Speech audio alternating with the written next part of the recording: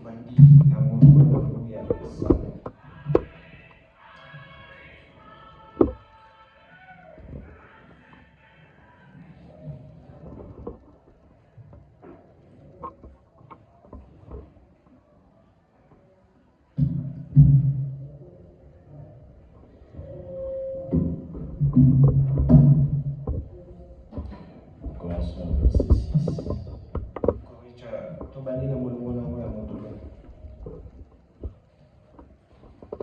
Cependant, c'est une sagesse que nous prêchons parmi les parfaits.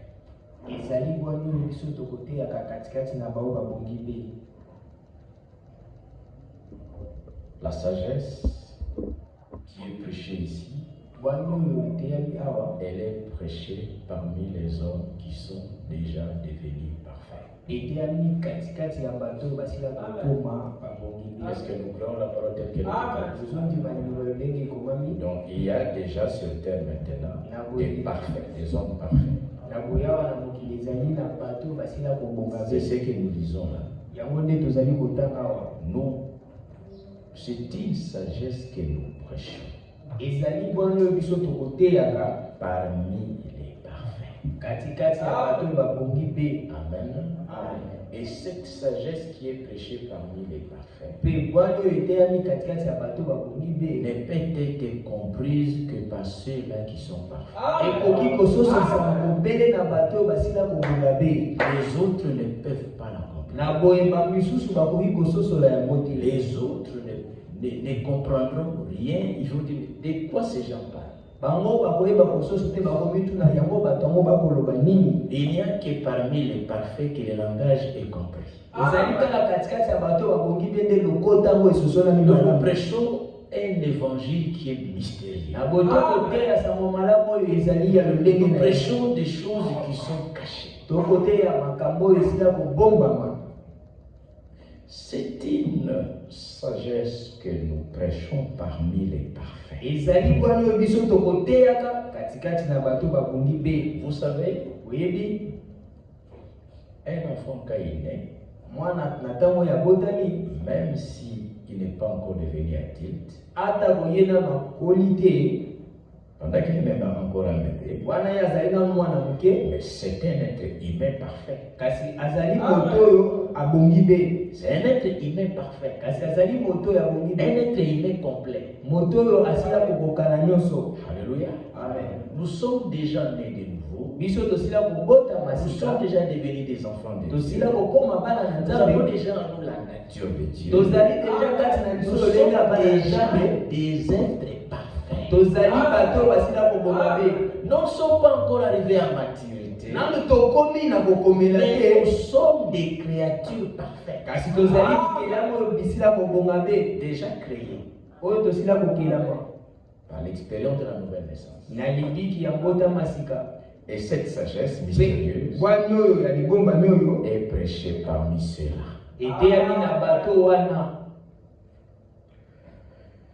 Sagesse qui n'est pas de ce siècle, ni des chefs de ce siècle, qui vont être anéantis. Verset 7. Nous prêchons la sagesse de Dieu.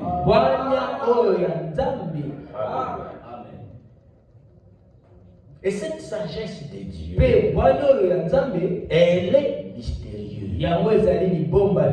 Et cette sagesse de Dieu, elle est cachée. Alléluia. Amen. Maintenant, suivez. Cette sagesse que Dieu, avant les siècles, cette sagesse-là, que Dieu avait destinée pour notre gloire. Cette sagesse qui est cachée, Dieu nous l'a destinée pour qu'elle ne soit prêchée et comprise que par nous. Alléluia. Donc, nous avons été prédestinés à connaître cette sagesse. Maintenant, quand elle nous est révélée, c'est parce que justement, nous avons été prédestinés à la connaître. Alléluia. Amen. Quelle est cette sagesse? Il dit, sagesse qu'aucun des chefs de ces siècles n'a connue. Malgré leurs diplômes, malgré leurs touches, malgré leurs lunettes en boule comme ça, malgré leurs bibliothèques remplies de livres, il ne s'agit pas de lire des livres, des centaines de milliers de livres. Cette sagesse, il faut la révélation.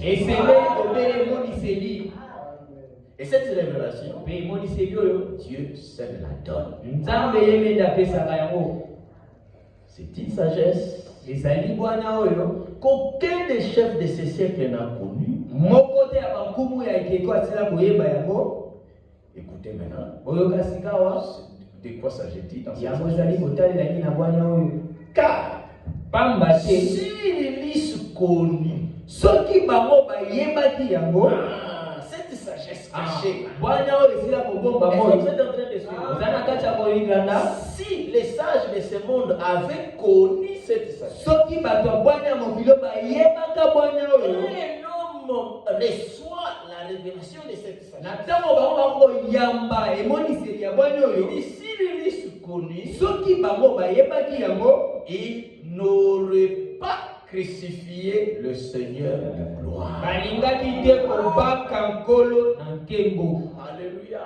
Amen. Donc cette sagesse cachée que nous prêchons, c'est que cet homme Jésus de Nazareth, alléluia, amen, qui est né dans ce monde, cet homme-là, c'est le Dieu tout-puissant, le Dieu qui habite dans la gloire d'éternité. Il est assis sur le trône environné de l'arc-en-ciel, environné d'une lumière éclatante, adoré par les anges et les chérubins. C'est ce Dieu-là. Il est sorti de cette gloire et il est devenu un simple homme appelé Jésus de Nazareth. Quelqu'un a reçu la révélation que c'est Jésus, c'est ce Dieu-là de gloire. Il ne pouvait pas les crucifier. Ils l'ont crucifié parce qu'ils n'ont pas su. Et c'est lui le Dieu de gloire. C'est lui le Seigneur de gloire. Et celui qui a su cela, il a eu la sagesse de Dieu. Amen. Amen. Cela est clair. On va terminer. C'est glorieux ce que nous faisons. L'étude biblique de ce matin.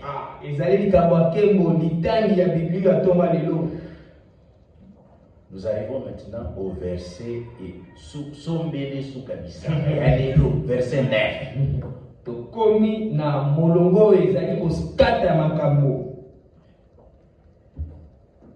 Il est dit d'abord au verset 8. Soko bayebaka sagesse ya Nzambe balingaki babaka na ekulusu te balobi te Yesu Kristo te, il n'aurait pas crucifié le Seigneur de gloire. Amen. Donc celui qui a été crucifié, c'est le Seigneur de gloire. Amen. Amen. Maintenant le verset 9. Mais comme il est écrit. Lokola ekomama. Alléluia. La traduction Menge allemande dit, cela est venu comme il est écrit. Donc vous comprenez que le verset 9 est en relation avec ce que nous venons de lire au-dessus, parlant de la sagesse de Dieu qui est mystérieuse, qui est cachée. Et quand vous la connaissez, alors vous savez que Jésus est le Seigneur de Dieu.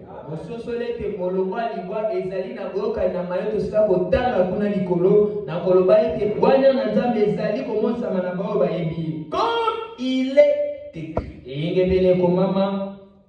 Est-ce que vous êtes ici? Vous allez avoir. Ne manquez pas le verset 9 parce que des places Marambo Bombani Lelo. D'autres Koyo Kalelo, ils ont le verset 9. Amen. Comme il est écrit, qu'est-ce qui est écrit? Vous êtes ici? Écoutez ce qui est écrit. Ce sont des choses que l'œil n'a point vu. Que l'oreille n'a point entendu. Et qui ne sont point montés au cœur de l'homme. Alléluia. Amen. Ces choses que l'œil n'a point vu, que l'oreille n'a point entendu, qui ne sont point montés au cœur de l'homme. Honnêtement, nous avons toujours pensé que ces choses-là, ces choses qui nous attendent dans la gloire, quand nous serons là, nous verrons des choses que nous n'avons, que l'œil n'a jamais. C'est là au ciel. C'est là dans la gloire. Des choses que l'œil n'a jamais.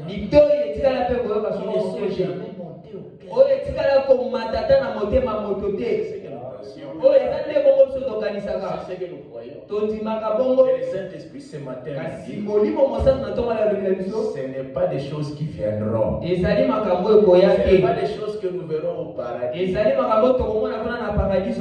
dans la gloire. Ces choses que l'œil n'a point vues, ces choses que l'oreille n'a point entendues, qui ne sont point montées au cœur de l'homme. La Bible dit des choses que Dieu a préparées pour ceux qui l'aiment. Verset 10. Écoutez, Dieu nous les a révélées. Ces choses-là, Dieu nous les a révélées. C'est quelle chose? Est-ce que vous êtes ici? C'est quelle chose? La réponse se trouve dans Ésaïe 64. L'Esprit dit, remarquez qu'ici il est dit, au verset 9, quand il est dit, ce sont des choses que l'œil n'a point vues, que l'oreille n'a point entendues, il est dit au début, comme il est écrit. Donc, il y a une écriture dans l'Ancien Testament qui parle de ces versets. Quand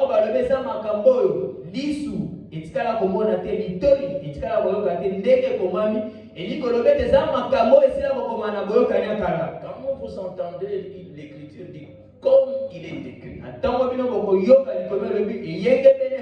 Nouveau Testament, ça signifie que vous devez aller chercher l'écriture dont il est question dans l'Ancien Testament. Allons dans l'Ancien Testament. Ésaïe 64.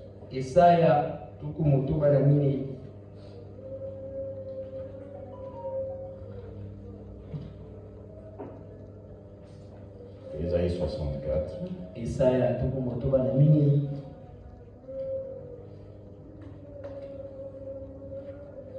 Nous lisons.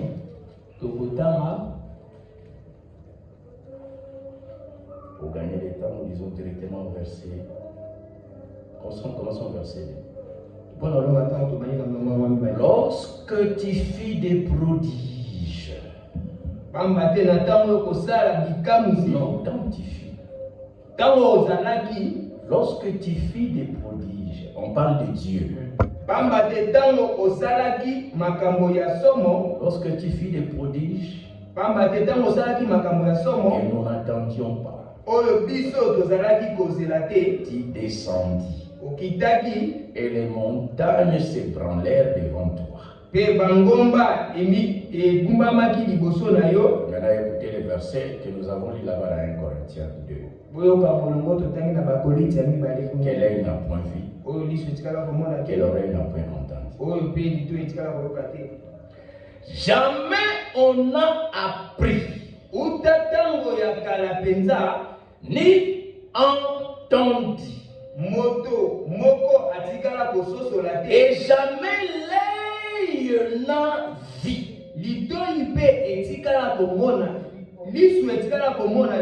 Est-ce que vous êtes ici? C'est ça les versets dans l'Ancien Testament.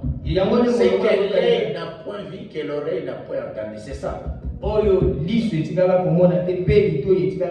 c'est que l'œil n'a point vu, l'oreille n'a point entendu, c'est quoi? Ici, la Bible répond.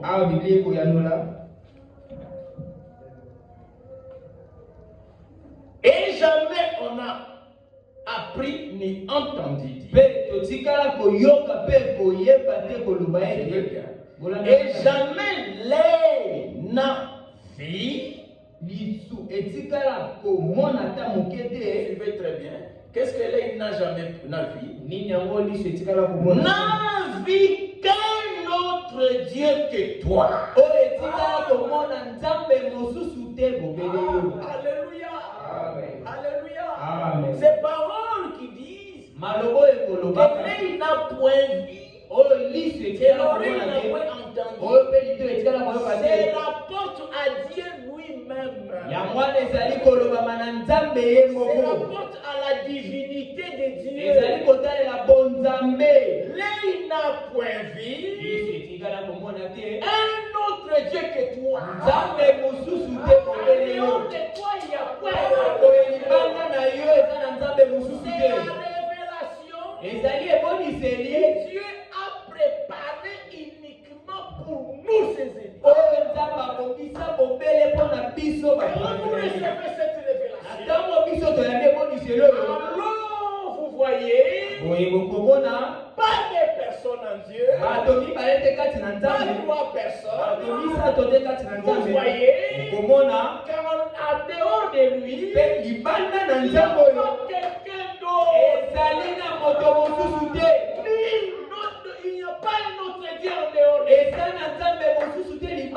Il s'agit donc de l'Écriture dit que l'œil n'a point vu, que l'oreille n'a point entendu. Il s'agit de la révélation de Jésus. Alléluia. Amen. C'est cette révélation que Dieu a préparée pour nous. Et maintenant, il nous l'a donné. Nous l'avons reçu.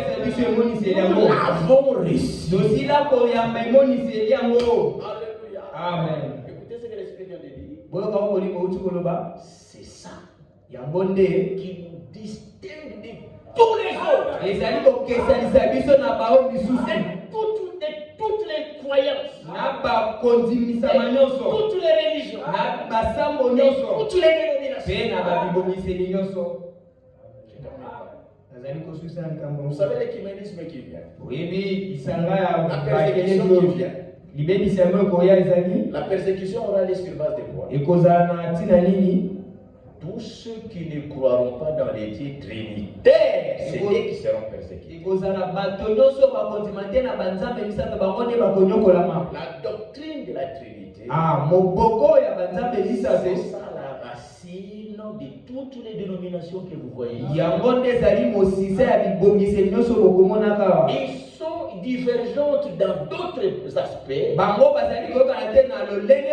ce qui concerne la Trinité, toutes croient la même chose. kasi na oyo etali banzambe misato bango nyonso bakondima bango. Et tous qui croient dans la Trinité, Ndiye yango bato nyonso bakondima na banzambe misato ils vont s'unir. bakoyeba Et kosangana. ceux qui ne croient pas en cela, Mpe bao bakondima te na banzambe misato persécutés. bakoyeba konyokolama. La différence sur la terre, Bokesani ekozala na mokili ça sera comme ça. ekozala nde Et boye. ceux qui croient à la Trinité, Bao bakondima nzambe ils misato seront dans un camp. bakozala na ngambo Ils moko. appartiennent à Satan. Bango bazali oyo ya Et satana. ceux qui croient à la Mpe divinité, bao bakondima na ils bonzambe seront dans un camp. bakozala na ngambo Ils mosusu. appartiennent à Bango Christ. bazali oyo ya nzambe. Alléluia. Amen. Qui dit-on que je suis? Moi, le fils de l'homme.